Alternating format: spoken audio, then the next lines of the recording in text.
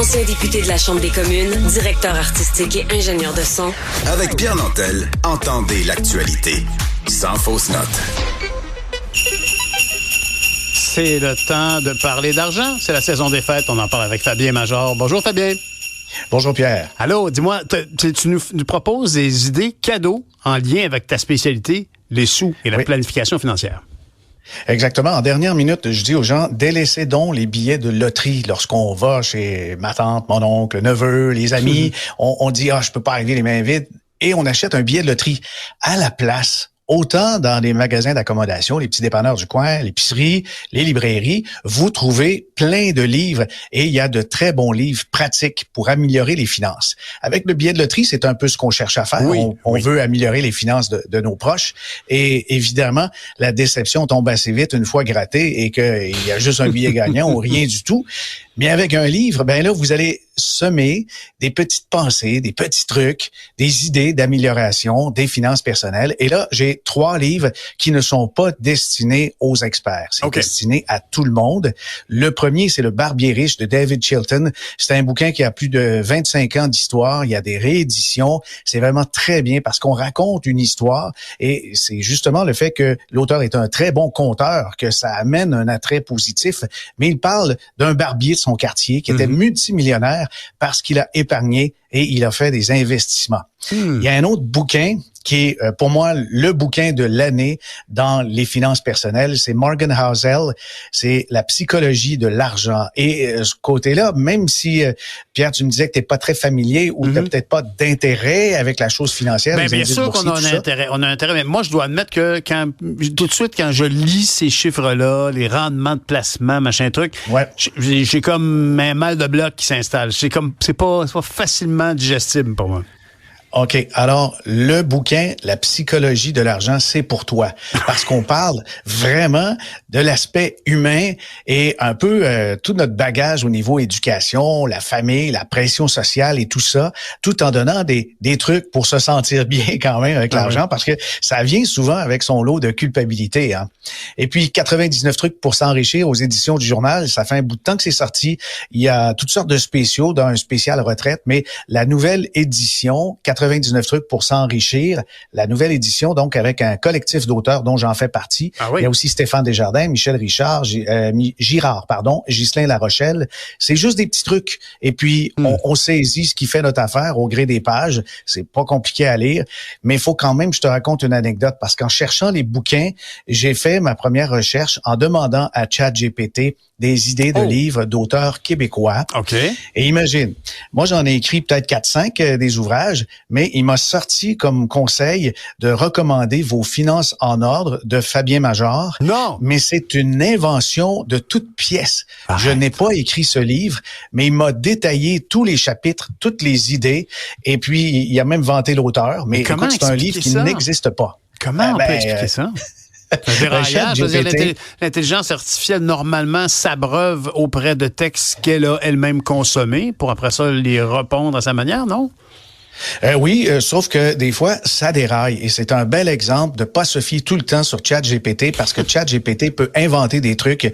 Ici, j'en ai eu une belle démonstration. En tout cas, il t'aime. On suggère un livre que je n'ai pas écrit. Oui, mais par contre, il te recommande comme auteur. Ils n'ont pas tout faux quand même. Ils n'ont pas tout faux. C'est bon. C'est drôle parce que quand même, tu vois, comme je te disais que moi, les finances, c'est quelque chose qui ça m'intéresse, bien évidemment. Qui s'intéresse pas à sa qualité de vie, qui est étroitement liée aux épargnes qu'on peut avoir dans notre vie, puis aux projets qu'on peut faire avec ces sous-là. Mais je me rappelle très bien, en 2022, j'avais été très inquiété par un bonhomme qui est ressorti de temps en temps, qui était, je pense qu'il travaillait aux États-Unis, François Trahan, qui disait qu'on s'en allait vers une apocalypse économique. Et pourtant, beaucoup de gens semblaient lui accorder crédibilité. Toi? Oui, Stéphane Bureau l'a reçu. Moi, j'en accordais moins. Autant François Trahan a eu des années de succès qui remontent avant 2015. Il y a eu plusieurs écueils aussi. Il a été expulsé de la firme qu'il a fondée. C'est quand même tout un drame. Mais par la suite, il s'est enfoncé dans les prévisions négatives. Il n'y avait que des prévisions négatives. Puis c'était l'apocalypse, là. Alors, qu'est-ce qu'il y a après ça? On peut pas annoncer pire une fois qu'on a annoncé l'apocalypse. Mais dans ce cas-là, ça s'est pas produit parce que il y a de la croissance un peu partout. Il y a une reprise post-pandémique. On voit que l'inflation diminue. L'essor de l'intelligence artificielle, ça augmente la productivité. Les titres boursiers, depuis 2 ans, c'est plus de 50% dans certains cas. Et c'était vraiment une thèse à partir de l'inflation qui allait dérailler, qui inspirait François Trahan. Mais c'est pas la première fois. Depuis 2016, il annonce justement des moments terribles au niveau économique et financier. Et ça ne se produit pas. Puis là-dessus, je veux simplement mentionner que autant je veux pas peser sur la qualité de ces prévisions, mais ce sont des instantanés, un peu comme des sondages, comme des photos. On vient saisir un moment et on s'en va dans une direction en espérant que ça va faire quelque chose, mais comme toute montre à aiguille, 2 fois par jour, même si les campagnes indiquent l'heure juste. Tout à fait. Alors, à force d'annoncer des cataclysmes, à un moment donné, il va peut-être avoir raison. Mais non, on a vraiment vécu le contraire avec une reprise des marchés boursiers, avec aussi l'activité économique aux États-Unis qui est supérieure à 3%, le chômage sous les 4%. Alors, décidément, c'est le contraire qui s'est produit. Les prévisions, qu'est-ce qu'on en fait pour 2025? Moi, je dis de prendre ça avec des pincettes parce que on ne connaît pas l'avenir. On voit des tendances. C'est à peu près tout parce que le vent peut changer très rapidement de bord.